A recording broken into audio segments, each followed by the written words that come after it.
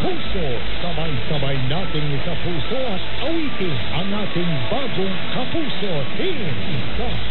Sa puso ng Pilipino.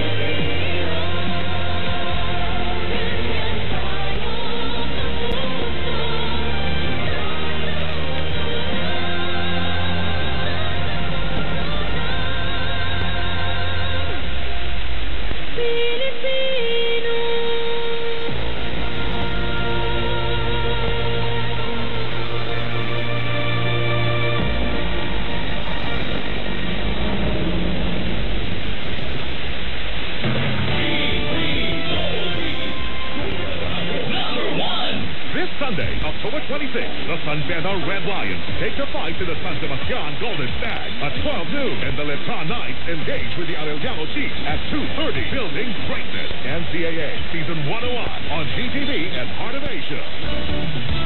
Beauty pageants at triathlons ang buhay ko. Bonus na kapag naiuwi ko ang corona at medalya. I am Alexander Faith Garcia, a beauty queen and triathlete.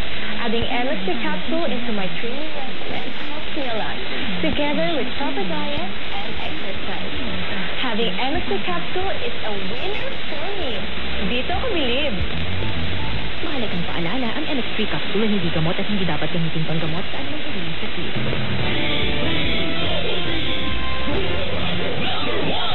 Super Radio DZBB News Flash. Mga may init at bagong balita dito lamang sa Super Radio DZBB News Flash. Pagtatakda ng floor price sa palay at pagkakaroon ng mekanismo para sa otomatikong pagpapatupad nito, ipinagutos ni Pangulong Bongbong Marcos sa Department of Agriculture.